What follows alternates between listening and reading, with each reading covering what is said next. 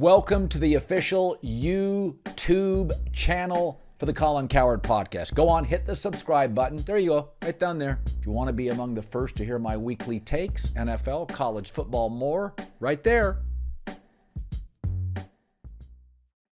How about a little instant reaction on the Dubs, the Golden State Warriors 110-99 win over the New York Knicks? So when the football season ends, and during the late part, the playoffs, I start watching some NBA stuff in December, a little bit, and then in January. But I'm really locked in on the NFL. And then NFL season ends, I go on vacation, I come back, and I start watching a couple games a night. So tonight I sat down and said, I'm watching Dubs Knicks. So we hit our DraftKings parlay tonight, our three-teamer. We took the Warriors to beat the Knicks in New York without Andrew Wiggins. They win. We took Draymond Green to have over 5.5 assists and Steph Curry to have over 27.5 points. Again, Julius Randle doesn't play for the Knicks. He's been out a while, and Andrew Wiggins didn't play for the Warriors. But they've won 7 straight road games. And I've talked about this. I really have reservations, and there are a lot of times you'll see a really good young team, like Oklahoma City is really good. They're not getting to the NBA Finals. They're just too young.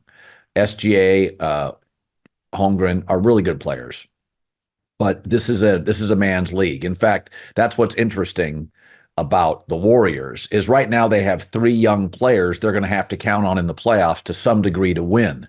Now, Jonathan Kuminga is a kid I talked about 2 years ago. He came out of high school, went to the G League. I remember the first time I saw him, it was like his second or third game. I was like, oh, this kid's going to be special. Really long, really twitchy, really dynamic. But he's only 21 years old now, and he's been in the league like 2.5 years. He wouldn't even be in the league yet as a college football player to the NFL. That's why you have to be so patient. I mean, in the NFL, if you come in and you're a quarterback, I'll give you until Thanksgiving of your second year. By that time, Daniel Jones, it's not going to work. Sam Howell, it's just not going to work. Kuminga is like in year 3 now. And he's just now flourishing because he went high school right to the G League and to the Warriors. And the Warriors have a pretty sophisticated system. James Wiseman couldn't catch on. D'Angelo Russell was there for a minute. They wanted him out of town.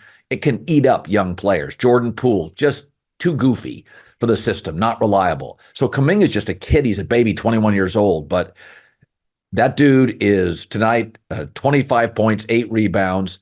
Really, really good around the basket, excellent finisher, and they're going to he'll start, and they're going to depend on him for 34 minutes in the postseason. And it's okay because Draymond at the other forward gives you like the grown-up, the adult, the experience, and Draymond's very much a coach on the floor. They're also, Moses Moody now has been around a little longer, a very good on-ball defender. They're going to rely on him to play, start or not. Also, Trace Jackson Davis. Now, he's a second-round kid out of Indiana.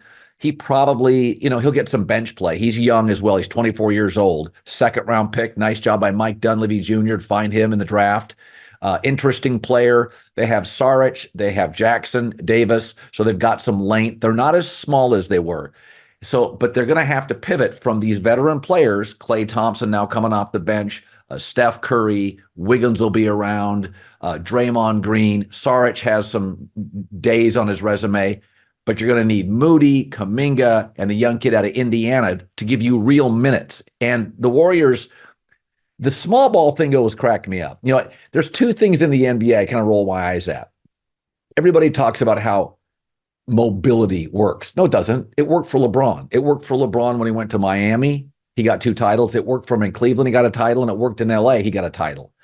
And it worked for Kevin Love, who joined LeBron, and Chris Bosh, who joined LeBron in Miami, and Anthony Davis, who joined LeBron in Los Angeles. Mobility isn't how you build championships. That's not how it works. It worked for LeBron in 3 places. Okay, going to Miami, coming back to Cleveland, going to Los Angeles. It hasn't worked for Kevin Durant other than one time he goes to the Warriors. Since then, Brooklyn didn't work. Phoenix, bit disappointing. So the mobility thing, that's not winning titles. San Antonio mostly had a core group. Golden State, they won before KD. They won a title after KD. Boston gets Drew Holiday, but that team for years was built around Jaylen Brown, Jason Tatum, and Marcus Smart. Now, I like the upgraded Drew Holiday, but their two core guys are Jaylen Brown and Jason Tatum. So I think, mobility is something we talk about all the time in the NBA, and I just sort of roll my eyes. The other thing I kind of, people talked about small ball. It worked for the Warriors because they had the three best shooting players, the best shooting backcourt tandem ever. Jerry West, Gail Goodrich, for most of my life, was the best shooting backcourt ever, and then supplanted by Klay Thompson and Steph Curry. And then they had Kevin Durant. Yeah, they had the three best shooters of all time playing together. And they went and got Bogut at one point. They got Kevin Durant. They weren't that small. There were small ball lineups that worked for them, but it doesn't work now. They're pivoting off it by getting, Looney, Trayvon Looney has size, Saric has size, Kuminga's long, Jackson Davis is long. He's kind of a forward center, 6'9", 6'9.5". So they're just more formidable in the front court than before. So small ball worked because really the Warriors had unique players, a wing in Draymond who can defend bigs, and Steph and Klay, the best shooting backcourt ever. That's your small ball. People try to duplicate it. It didn't equal titles. And mobility doesn't really work. It worked with LeBron several times. I think the Warriors are really dangerous. I really do. I think they've won 7 straight road games. They have a nice mix of young and old, and they have one of the highest IQ. They have probably the smartest team in the league right now between Chris Paul, Steph Curry, Klay Thompson, Steve Kerr, Draymond Green. You've got a lot of games. You've got a lot of games with those guys. And that's why I would take them head to head over an OKC, even though OKC is built for the regular season. The regular season is a complete marathon. And, for older teams who are doing load management, like LeBron James has a great fourth quarter, against the Clippers. He would prefer not to play the following night. He took the Celtic game off with Anthony Davis. These old guys pick their spots. Young guys get injured less and they heal faster. So I think the Warriors are going to be a real team. And it's a nice mix of old and new. And I really like watching them play. It is, the other thing about the three-point shot, which I think is overstated. I think so much of analytics in baseball and in the NBA is based on regular season games. And, these are long, you play the averages. Analytics are averages over the course of time. But when you get into playoff basketball or playoff baseball, you just got to get outs. You go into a series, you're going to bring starters on 3 days rest. You're going to use them in late innings, a starter, if you have to win a game 6 or a game 7. So the analytics go out the door. You manage differently. You use your bullpen differently. You use starters differently on fewer days rest. And at basketball, playoff basketball becomes very situational. It becomes very much about get a basket. That's why Kawhi Leonard has been, when he's healthy, a very good playoff performer. Get a stop, get a basket. Doesn't have to be a three. And so I think this Warrior team is obviously going to rely a large part on Steph Curry hitting threes, but they've got a lot of guys that can get you two nows. Kuminga is a guy that's really good around the 10. They've got size. They don't have to shoot the ball as well. Pods is a nice rookie. He's the next Klay, but can be a little bit of a slasher, which I like. I don't think you have to rely on threes, and I think small ball was overstated just due to unique, generationally gifted players for the Warriors that other teams' rosters couldn't duplicate. I think the NFL Combine this week, let's talk about that. Get in on the action with the DraftKings Sportsbook, an official sports betting partner of the NBA. New customers who deposit $5 or more can get a no-sweat bet up to $1,000 back in bonus bets. How cool of a deal is that? All you have to do is download the DraftKings Sportsbook app now. It takes 90 seconds and use the code Colin, Colin. This is the best deal you're going to find. New customers, it's a no sweat bet up to $1,000 if your first bet loses. How cool is that? Only at DraftKings Sportsbook. Code is Colin. The crown is yours. The combine really isn't about the measurables and the performance. What it really is a chance for general managers and personnel people in the NFL to get together, and a lot of late nights, a lot of beers, a lot of cocktails. And it's like they say, a lot of business gets done on the golf course. A lot of stuff gets done at the combine. My guess was that Justin Fields would be moved from the Bears to Atlanta around the combine. That you just, you get a couple beers, guys sit down.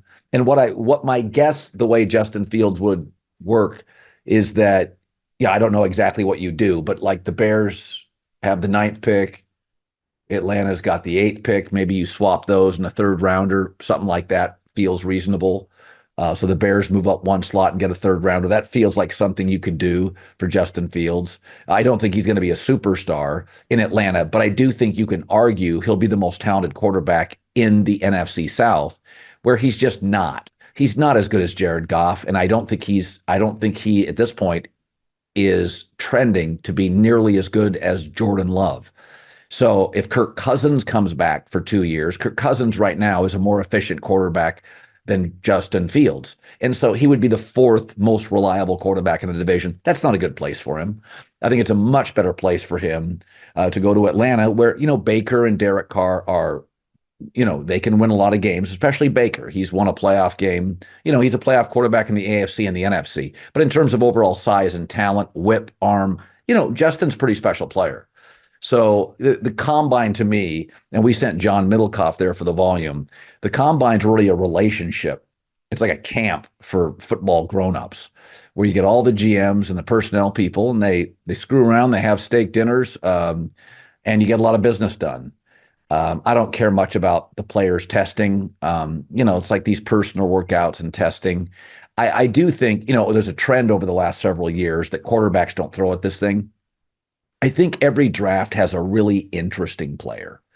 I think without question, everybody knows it's good wide receiver, good offensive tackle class, really good. 3 or 4 really high-end receivers, 3 or 4 really good offensive tackles. You could have 6 offensive tackles taken in the 1st round. That's a huge number.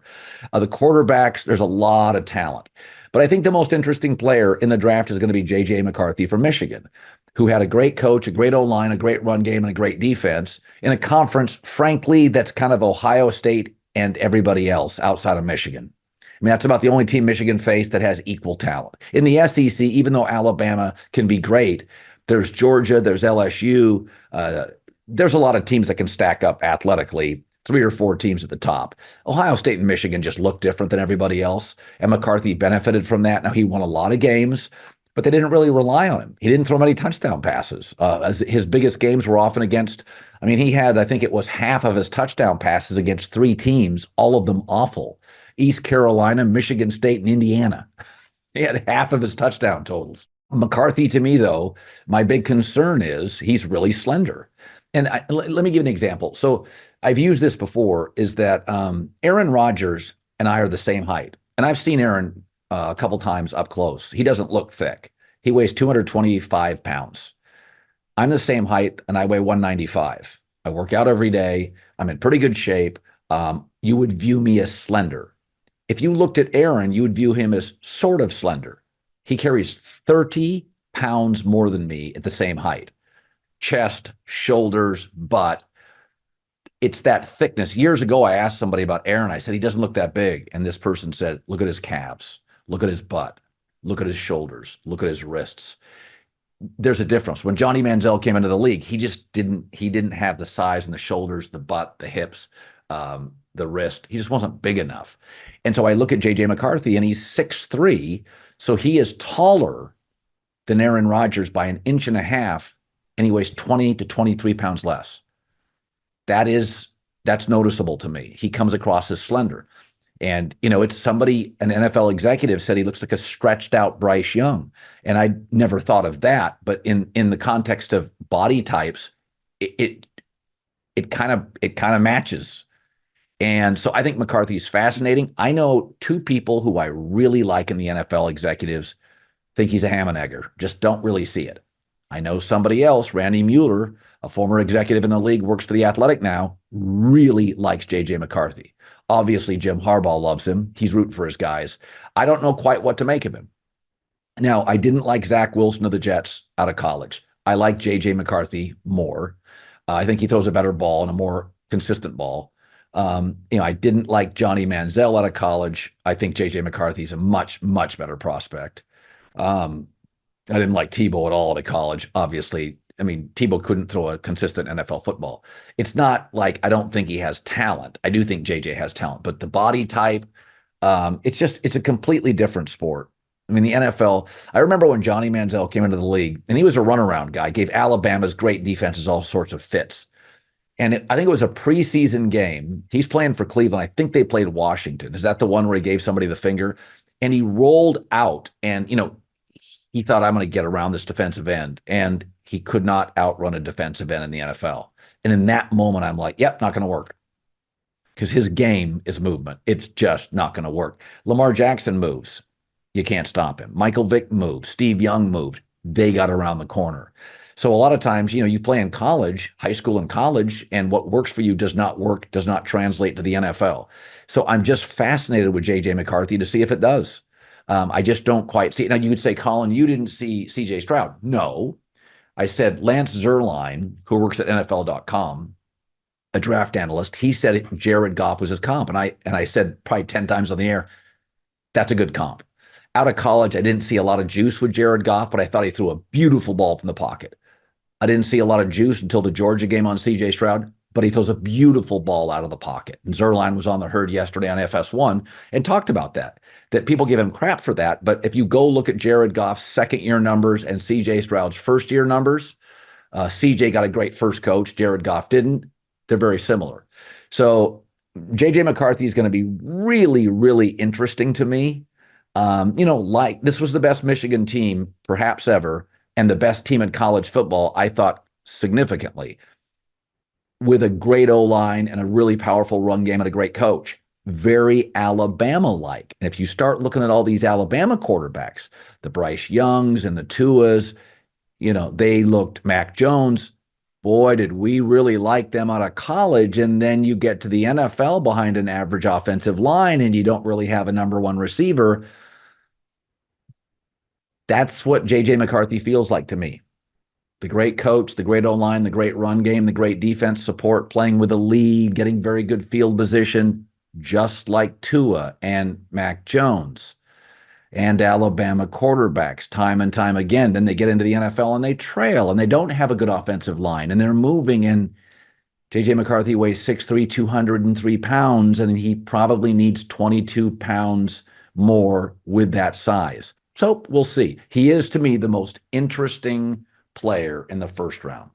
All right, little instant reaction. Dubs picked up their 7th straight road win. Beat a Knicks team without Julius Randle, but Andrew Wiggins didn't play. I think it's a really interesting Warriors team that's got a mix of old and young. They finally have some front court size, play sort of the same style, up-tempo. And if you don't understand Draymond Green tonight, Draymond Green is, I wrote down some of the comments on Draymond Green. That dude, this team, since Draymond Green came back from his suspension, the Warriors lead the NBA in points and assists. Tonight he had 6 assists. It's like the line of demarcation. If you don't get the value of Draymond Green, if you watch the Warriors game with the Knicks tonight at the Garden, constantly coaching, constantly talking, communication. Steve Kerr sees this. He's so valuable. He's not Steph Curry valuable, but beyond that, he is so valuable to the Warriors, and his age and communication skills with all these young players. They kept miking him on TNT throughout the game. Every time you hear Draymond Green, coaching, teaching, assignments, communication, you either get it or you don't. I just love him. All right, instant reaction. We'll see you tomorrow, FS1.